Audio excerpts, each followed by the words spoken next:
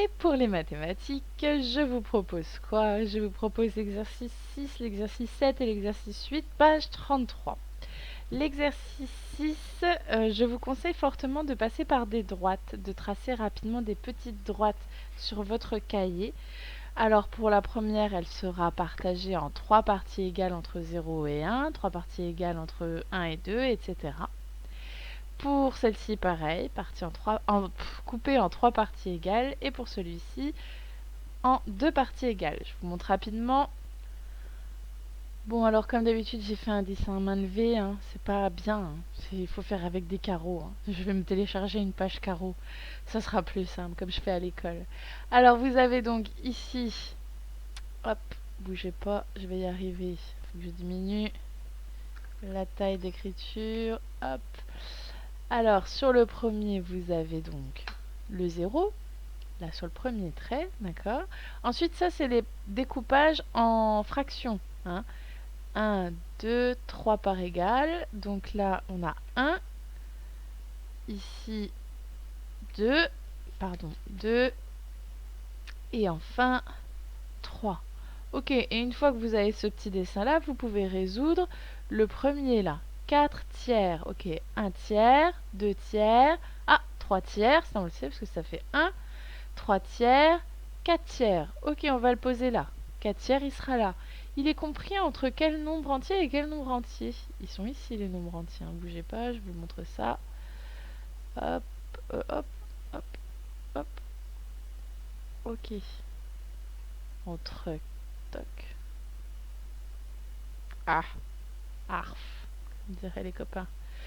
Ok, si 4 tiers est ici, il est donc compris entre 1 et 2.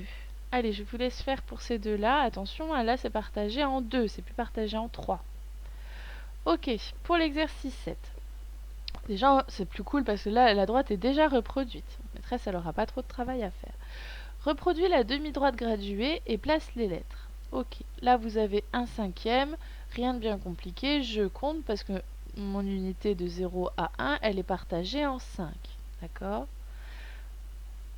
0/5, 1/5. Ah, il va donc ici. Le plus compliqué, par exemple, c'est le B. Parce que le B, on va pas partir de 0, on va partir de 1. Puisqu'il nous dit que ça fait 1 plus 1/5. Donc je pars de 1 et je compte 1/5 en plus. 1/5. B va donc être ici. D'accord? Ok, à quelle fraction correspondent les lettres B, D, F? Bah du coup, 1 plus 1/5, c'est aussi égal à 1, 2, 3, 4, 5, 6/5. D'accord? 1 plus 1/5 égale 6/5.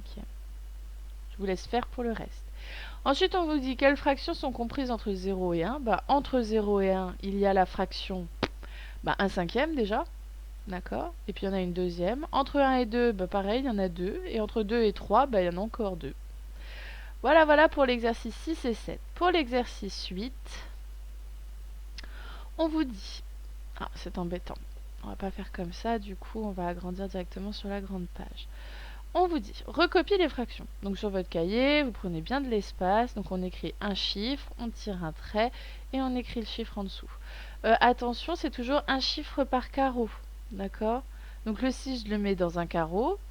Le carreau du dessous, je mets le 3. Et entre les deux carreaux, je tire un trait. D'accord? Pour faire une belle fraction. Vous regarderez sur mes corrections, j'essaye au maximum de faire des tracés comme ça. Ok, puis on laisse deux carreaux, on écrit celui-ci. On laisse deux carreaux, on écrit celui-ci, etc., etc. Ensuite, on vous dit, entoure en rouge les fractions supérieures à 1. Et là, je vais vous donner un petit truc que j'ai donné au CM2. Ok, regardez. Ici, quand j'ai 5 septièmes, c'est-à-dire quand le nombre du haut, qui s'appelle le numérateur, est plus petit que le nombre du bas, qui s'appelle le dénominateur. Ça veut dire que je suis en dessous de 1. Bah oui, puisque 1 c'est 7 septièmes, vous voyez? Donc 5 c'est bien plus petit que 7. Donc quand le nombre du haut est plus petit que le nombre du bas, on va dire que c'est inférieur à 1. Quand le nombre du haut est plus grand que celui du bas, là cette fois-ci la fraction elle est supérieure à 1. Regardez, notre 1 c'est toujours égal à 7 septièmes. Quand le nombre du haut fait 9 et que le nombre du bas c'est toujours des septièmes, 9 c'est plus grand que ce 7 là. Du coup, ce sera plus grand que 1. On va le placer plus loin. D'accord? Oh, j'aurais dû rajouter une petite droite avec les septièmes en dessous. Ah, je savais bien que je vais le refaire ce truc là. Puis je vais vous l'imprimer pour la rentrée. Ok, alors si on part sur notre logique. Oh bah non, j'avais pas cliqué. 6 tiers, le premier, voilà, ici. Regardez, 6 c'est plus grand que 3.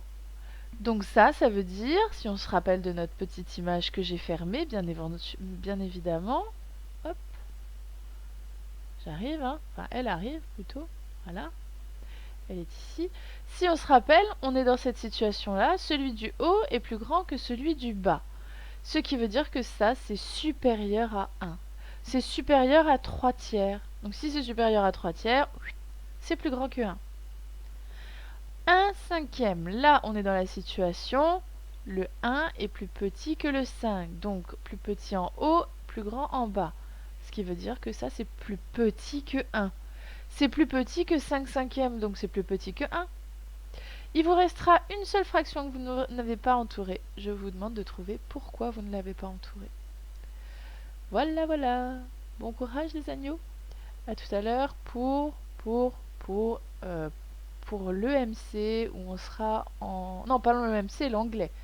L'anglais où on fera un tableau collectif. Voilà, voilà. À tout à l'heure.